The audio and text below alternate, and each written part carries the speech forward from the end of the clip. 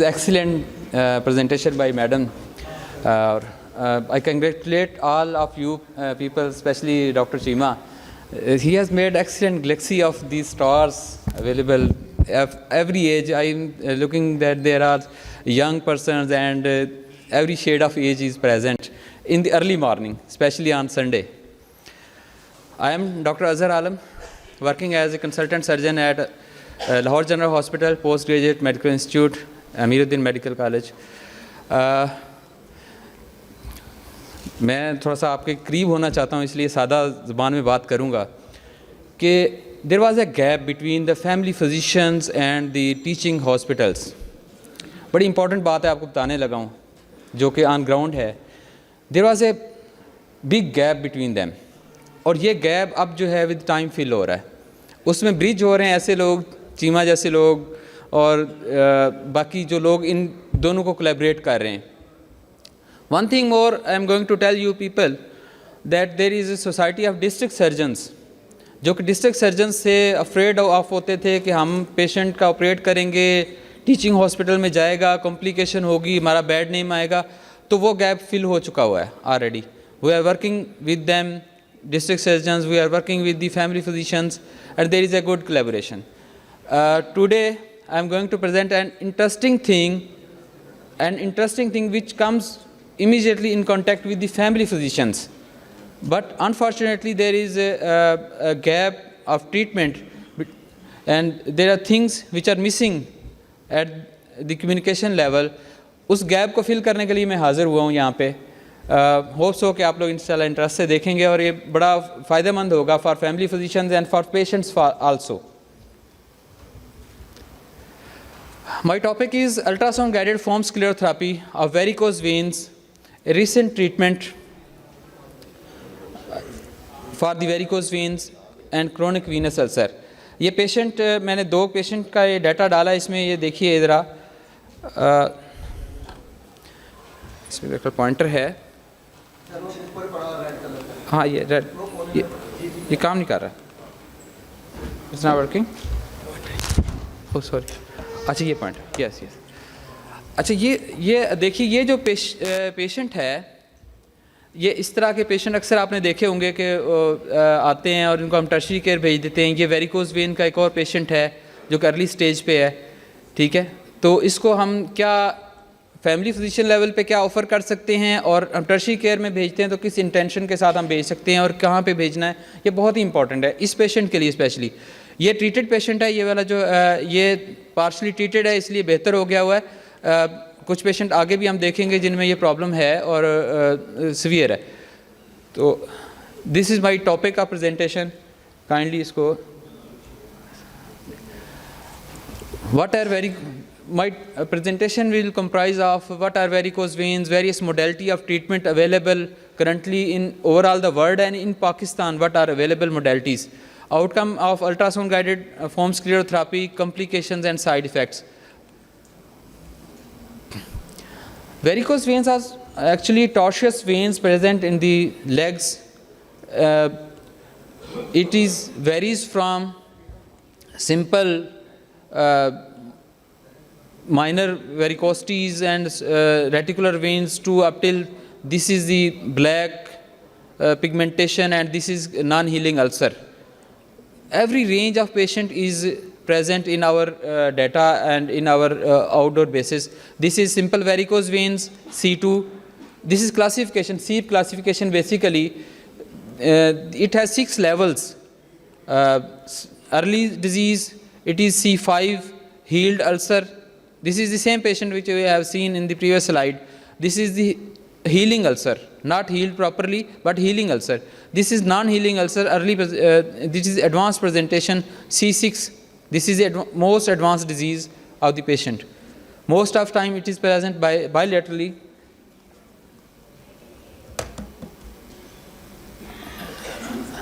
And this is the another patient with varicose veins, edema, and this is the skin changes, pigmentation and ulcer. These are the patients family physician come across. Most of the time they give dressings, they give antibiotics, they give compressions. पर हम देखते हैं कि इसका करना क्या है next. I am going to the solution इंशाल्लाह। One more patient, but one same patient with the both side disease. जो previous slide में हमने देखा है, ये same patient है और इसकी ये देखें दूसरी तरफ भी वो मैंने मार्क की हुई है, ये इधर प्रोमिनेंट करके दिखाई हुई है। दूसरी तरफ ये अभी इतनी एडवांस नहीं है, अल्सर नहीं बना, लेकिन इस तरफ अल्सर बन चुका हुआ है। This is the data of actual patient presenting to me in outdoor of Lahore General Hospital. This is not web-based data. This is actual patients. This is the presentation time and this is the partially treated time. ठीक है? Look the difference. It is in the healing phase. The same patient. This is another patient with the varicose veins. This is another patient presented to me. What I do? How we diagnose the varicose vein patient? First thing is clinical assessment. कि हमारे पास clinically कैसे वो patient present करेगा। एक तो dilated आर्शस veins होंगी, examination पे हमें नज़र आ जाएंगी, पैल्पेट करेंगे तो हमें फील हो जाएंगी, ठीक है। उसके बाद हम further we will go for investigations which are easily available at every centre. I think so duplex examination, duplex ultrasound is available in every city of Pakistan. I think so ऐसी चीज़ नहीं जो अवेलेबल ना हो, ठीक है। डुप्लेक्स स्कैन में हम डीवीटी रूल आउट करते हैं, ये टेक्निकल टर्म्स हैं। बेसिकली हम मैप आउट करते हैं वीनस सिस्टम को, superficial veins and deep veins, उसका हम देखते हैं कि कहाँ पे where is the disease present. Okay, what treatment options are available in Pakistan? Number one, conservative management. This is all available. Conservative management is only compression, hosiery, stockings, changing of lifestyle. Specially ये female में, मैंने जितनी females में देखा है तो this is pregnancy related. Pregnancy के दौरान ये प्रेजेंट होती हैं, बाद में वैनिश हो जाती हैं, फिर सेकंड प्रेगनेंसी में आई, पहले से सीवियर किस्म की आई, थर्ड में ऐसे ऐसा ये क्रोनिसिटी की तरफ डेवलप होती जाती। तो ड्यूरिंग प्रेगनेंसी हम कंजर्वेटिव ट्रीटमेंट में जाते हैं, जो कि कंप्रेशन हॉजरीज हैं, पेन किलर्स हैं जस्ट, एंड प्रोलॉन्ग स्टैंडिंग से अवॉइड करना है। ओके, अब next treatment modality is very important, minimal invasive. ये जो इरा है, ये जिसमें हम करंटली रह रहे हैं, आज से 20 साल पहले कुछ और चीज़ें थीं, अवेलेबल मोडेलिटीज़ और थीं, अभी इस वक्त और हैं। तो करंट इरा जो है, this is of minimal invasive. We go from open surgeries to laparoscopic surgeries, and अब तो रोबोटिक भी आ गई हुई हैं, और ये दूर नहीं है, रोबोटिक पाकिस्तान में आ चुकी हुई हैं, and we have started our trial. मतलब इनिशियल रोबोटिक्स पे तो मैं भी काम कर चुका हूँ। तो ये जो है, ये मिनिमल इन्वेसिव का इरा है। इसमें आप ओपन चीरे वाले बड़े ऑपरेशंस और जीए और ये वो, इन चीज़ों से हम जहाँ पे बच सकते हैं हमें बचना चाहिए। उसके लिए हमारे पास पाकिस्तान में ये चीज़ें अवेलेबल हैं, ऐसी बात नहीं है कि ये अवेलेबल नहीं है, जस्ट वी शुड नो। हाँ जी, मिनिमल इन्वेसिव सर्जरीज़ क्या हैं? Laser ablation, एंडोवीनस laser ablation, this is one of modality. मैं इनको कंपैरिजन भी दूंगा फॉर योर इंटरेस्ट के कौन सी हम किस चूज़ कर सकते हैं, कैसे चूज़ कर सकते हैं। Radio frequency ablation, microwave ablation, ultrasound guided foam sclerotherapy, mechanochemical ablation, glue closure, and surgical options are also there, ligation and stripping of greater saphenous vein and phlebotomies of perforators। हाँ जी, मेरे ख्याल में most of you ये इन चीज़ों से आप लोग in terms से फेमिलियर होंगे। Laser is a general term use for these patients. Luckily I am the person trend in all these modalities. मेरे ख्याल में एक रेडियोलॉजिस्ट हैं जो मोस्टली इनमें ट्रेंड हैं, लेकिन मुझे ये बेनिफिट है कि मैं सर्जरी में भी ट्रेंड हूँ। जहाँ पे रेडियोलॉजिस्ट करते हैं कि जी ये ना हो जाए, वो ना हो जाए, हम वहाँ पे बड़ी स्पीड से गुजर जाते हैं, ठीक है। उसकी रीज़न ये होती है कि पता होता है कि मैक्सिमम क्या करेंगे, सर्जरी कर लेंगे, बट दैट्स एंड। तो ये इन तमाम मोडेलिटीज़ में मैं अल्हम्दुलिल्लाह ट्रेंड हूँ। मल्टीपल जगह से ट्रेनिंग मैंने ली है, लेज़र में भी, रेडियो फ्रिक्वेंसी एब्लेशन में, MWA और अल्ट्रासाउंड गाइडेड फॉर्म स्क्लेरोथेरेपी में भी। ये तो everything is in my practice. ये चीज़ें पाकिस्तान में अवेलेबल नहीं है। दो मैकेनोकेमिकल एब्लेशन एंड ग्लू क्लोजर, ये इट इज़ टू कॉस्टली और ये मतलब अवेलेबल नहीं। अच्छा, ये जो हमारे पास हम स्टैंडर्डाइज करते हैं ना वेस्ट को, वेस्ट में ये लेज़र मौजूद है, पाकिस्तान में मौजूद है। RFA मौजूद है, यस पाकिस्तान में मौजूद है। MWA पाकिस्तान में मौजूद है, लाहौर में हो रहा है। Ultrasound guided foam sclerotherapy, yes ये हो रही है। ये सारी मोडालिटीज़ इन प्रैक्टिस हैं। अच्छा, नाइस गाइडलाइंस जो है ना यूके की, वो इसको सेकंड लाइन पे रख रही हैं अल्ट्रासाउंड गाइडेड फॉर्म स्क्लेरोथेरेपी को, ठीक है। लेज़र को फर्स्ट लाइन पे वो रख रहे हैं, थर्ड लाइन पे सर्जरी को वो रख रहे हैं, ठीक है जी। I will share my experience also कि हम इसमें से ज़्यादा चीज़ किसको मैंने प्रैक्टिस किया।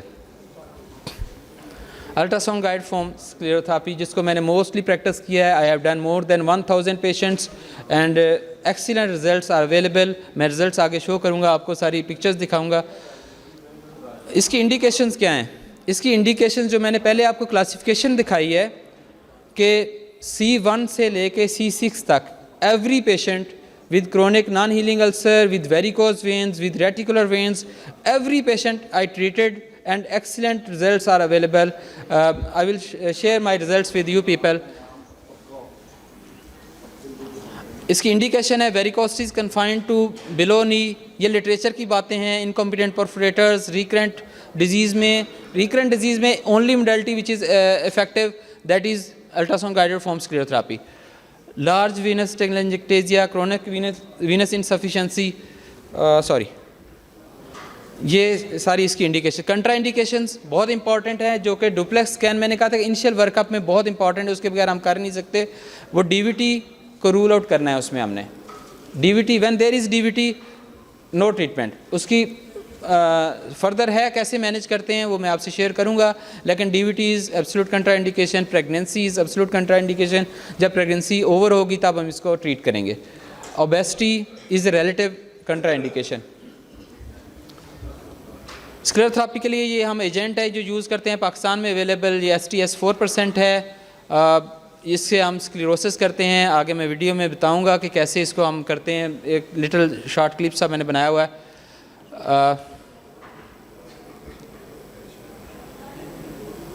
दिस इज़ आई थिंक, हाँ जी, ये हमारे पास पेशेंट आया जिसकी हमने पहले क्लिनिकल मैपिंग की है, उसके बाद सॉरी क्लिनिकल मैपिंग की, उसके बाद इसकी हम अल्ट्रासाउंड गाइडेड मैपिंग की। ये मैं खुद डॉपलर में मैं खुद भी ट्रेंड हूँ, खुद मैं ऑन टेबल ये करता हूँ सारा कुछ। ये इसकी रिफ्लक्स में नज़र आ रहा है कि कैसे ये इनकॉम्पिटेंट परफोरेटर्स हैं और इसको हम कैसे फर्दर ट्रीट करेंगे। ये रियल टाइम में हम इसका ये फॉर्म बना रहे हैं जी। ये हमारा एजेंट है, फॉर्मिंग एजेंट, इससे फॉर्म बनाया है। इसको ऑलरेडी मैंने मैपिंग कर चुका हूँ, क्लिनिकल एंड रेडियोलॉजिकल, उसमें मैंने इंजेक्ट कर दिया। आफ्टर दैट ये ड्रेसिंग कर दी। ये शॉर्ट क्लिप है फॉर लर्निंग पर्पज़ के। हम इसको, इट इज़ क्वाइट सिंपल। ये डे केस प्रोसीजर है जी। पेशेंट OPD बेसिस पे आता है मेरे पास, पहले ऑलरेडी बुक होता है, मतलब उसको OPD बेसिस पे बुक करता हूँ, मतलब उसकी इन्वेस्टिगेशन हो चुकी होती हैं। और उसके बाद ये डे केस बेसिस पे मॉर्निंग पे आते हैं, ट्रीटमेंट करवाते हैं, विदिन हाफ एन आवर ये घर पे वापस चल पड़ते हैं। और ये रिकमेंडेड है ओवरऑल द वर्ल्ड कि ऑफिस बेस्ड प्रोसीजर है, पेशेंट वापस काम पे जाता है। ये नहीं, इसके लिए रेस्ट की ज़रूरत नहीं है, कोई पोस्ट ऑप ज़रूरत नहीं, कुछ भी। जस्ट एंटीबायोटिक में देता हूँ इन्फेक्शन से बचने के लिए और पेन किलर देता हूँ। Our experience is I have done more than 897 patient. ये इसके बाद भी मैं कोई 30 पेशेंट कर चुका हूँ इस प्रेजेंटेशन बनाने के बाद। उस अल्ट्रासाउंड गाइडेड फॉर्म स्क्लेरोथेरेपी इसमें मैंने की है जी मैक्सिमम। पिछले 4 साल में मेरे यूनिट में सिर्फ 3 पेशेंट्स की सर्जरी हुई है, वो भी कोई प्रोटोकॉल था किसी प्रोफेसर साहब का, उन्होंने कहा जी आपने सर्जरी करनी। मैंने कहा जी ठीक है, इट्स ओके, सर्जरी कर देंगे। आफ्टर दैट वो उन प्रोफेसर साहब ने भी रिकमेंड किया, नहीं यार ये सर्जरी से ज़्यादा बेहतर तो तुम जो कर रहे हो है। तो आई have done sclerotherapy in 897 patients with excellent results. In further slides पे मैं आपको recurrent surgery, recurrent after surgery भी हम स्क्लेरोथेरेपी करते हैं और एक्सीलेंट रिजल्ट्स हैं। दिस इज़ माई डाटा कि कौन कौन सी इसकी एनाटमी ऑफ डिजीज़ क्या थी, कौन सा सिस्टम कहाँ पे था। ग्रेटर सेफनस वेन और परफोरेटर्स 26% थे, 32% में ग्रेटर सेफनस वेन इन्वॉल्व थी, ओनली परफोरेटर्स 30% में थे। इस तरह ये सारी इसकी एनाटमी ऑफ डिजीज़ है कि कहाँ पे डिजीज़ प्रेजेंट थी और उसको हमने कैसे ट्रीट किया।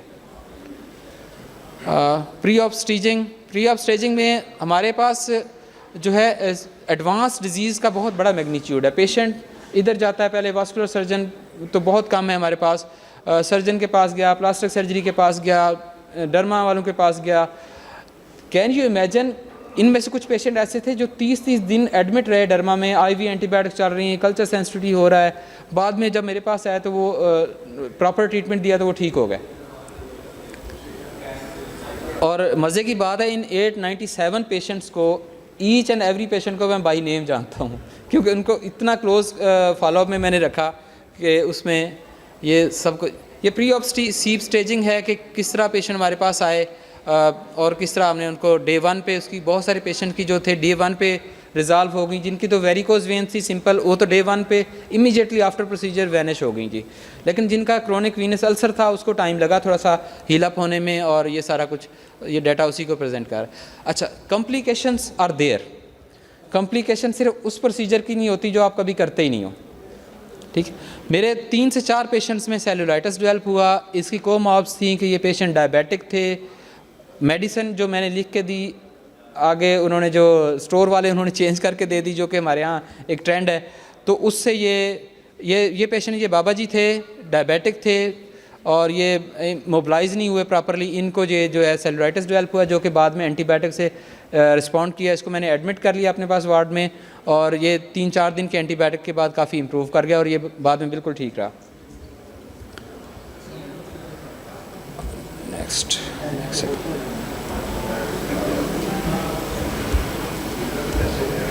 माइनर कॉम्प्लिकेशंस इसमें फ्लेबाइटिस वगैरह, skin pigmentation is there, cellulitis 2 to 4 patients में डेवलप हुआ था। मेजर कॉम्प्लिकेशंस, एक पेशेंट में डीवीटी हुआ, वो जो अर्ली पेशेंट्स की बात थी, तब मैंने अपनी टेक्निक को फिर कंसिडर किया। मेरे यूके में जो टीचर थे, मैंने उनसे बात की कि सर ये व्हाट इज़ हैपनिंग। टेक्निक तो वही मैंने फॉलो की है जो आपने एडवाइस की थी, तो वेयर इज़ द एरर।